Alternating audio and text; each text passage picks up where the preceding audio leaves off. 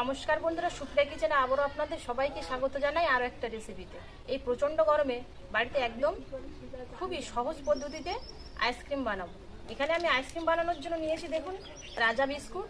এই বিস্কুট দিয়ে আইসক্রিমটা বানাবো। আইসক্রিম বানানোর পদ্ধতিটা হবে খুবই সহজ, কিন্তু আইসক্রিমের স্বাদটা হবে কিন্তু খুবই ভালো। তো প্লিজ বন্ধুরা, আপনারা পুরো ভিডিওটা প্রথমের থেকে শেষ পর্যন্ত দেখবেন আর আমার পাশে থাকবেন। প্রথমে আগে প্যাকেট থেকে বিস্কুটগুলো বের করে নেব। আইসক্রিম বানানোর জন্য এখানে আমি 3 প্যাকেট এই যে রাজা বিস্কুট নিয়েছি। বিস্কুটের কালারটা কিন্তু এই যে চকলেট কালার, আর ভিতরের যে ক্রিমটা আছে সাদা। দুটো আলাদা আলাদা করে আমি বের করে নেব।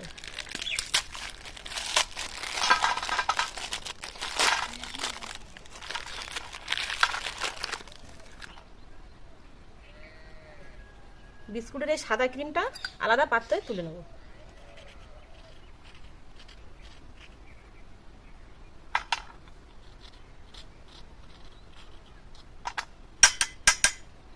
সবগুলো বিস্কুট থেকে ক্রিমগুলো বের করে নিয়েছি। এবার বিস্কুটগুলো এখানে আমি যে শিল নিয়েছি, শিলে গুঁড়ো করে নেব।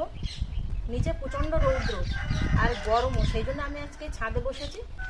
আমি শিলে গুঁড়ো করে নিচ্ছি, তবে আপনাদের হাতের কাছে যদি মিক্সার থাকে তাহলে আপনারা মিক্সারে গুঁড়ো করে নিতে পারেন। সেক্ষেত্রে কিন্তু খুবই সহজে হয়ে যাবে আর সময়টা খুবই কম লাগবে।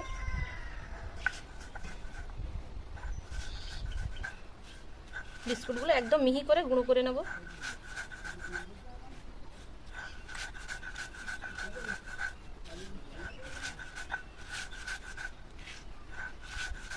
শিলটা ছোট তো, সেই জন্য আমি আলাদা পাত্রে অল্প অল্প করে গুঁড়ো করে তুলে নেব।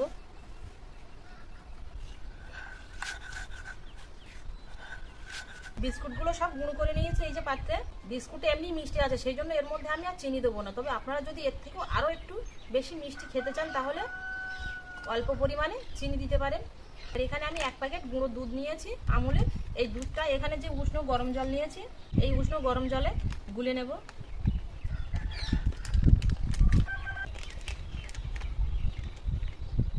সব দুধটাই এই গরম জলের মধ্যে দিয়ে গুলে নেব।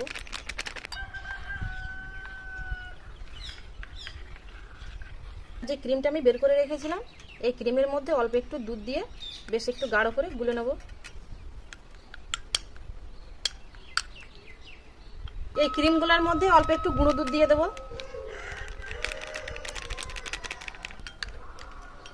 দিয়ে ভালো করে গুলে নেব।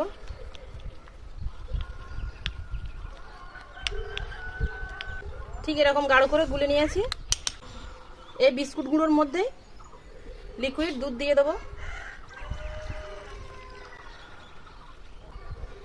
চামচ দিয়ে ভালো করে গুলে নেব। খুব একটা হালকা বানাবো না, বেশ একটু গাঢ় মতো বানাবো। আর একটু দুধ লাগবে এর মধ্যে, দিয়ে দেবো।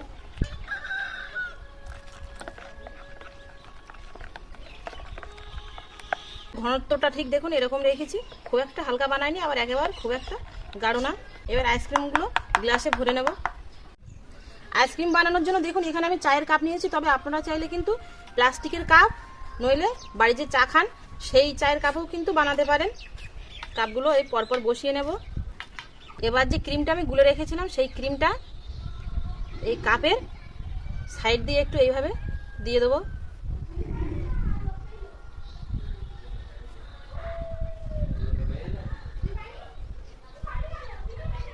তিন সাইড দিয়েছি। এবার গুলে রাখা ডোটা দিয়ে দেবো ওপর দিয়ে।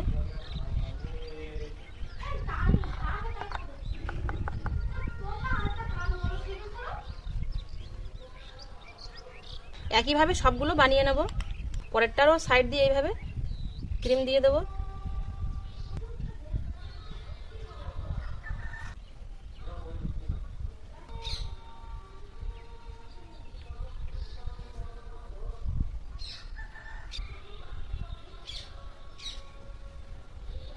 পরপর একইভাবে সবগুলো আইসক্রিম বানিয়ে নেব।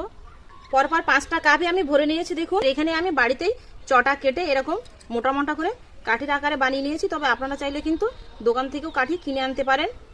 এই কাঠি এবার মাঝখানে বসিয়ে দেব।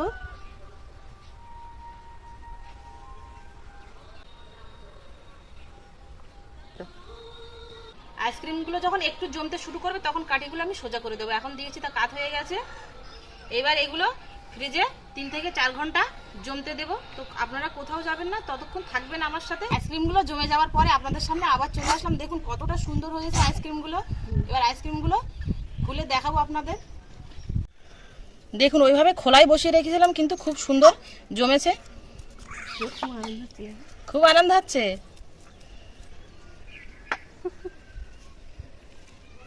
আইসক্রিম খাবো আমরা। দেখুন এই যে আইসক্রিম একদম এই যে চায়ের কাপ থেকে উঠে আসলো, খুব সহজেই কিন্তু উঠে আসলো।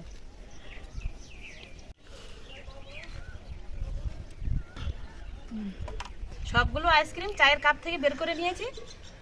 এবার আমরা সবাই মিলে খাবো। খাবো এই গরমে প্রাণ জোড়ানো ঠান্ডা ঠান্ডা আইসক্রিম, আর সত্যি প্রচন্ড গরম পড়েছে, খুব একটা ঠান্ডা না। খুব ভালো হয়েছে। খুব ভালো হয়েছে? হ্যাঁ বাবু, চিনি দেয়নি বলে আমি মানে চিনি ছাড়াই বানিয়েছি।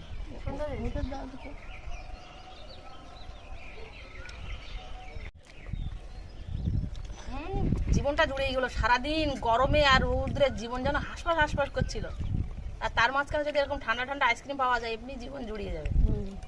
মৌসুমীর ছেলে আইসক্রিম খাওয়া বাদ দিয়ে আঙুল খাচ্ছে। আইসক্রিম খাবি?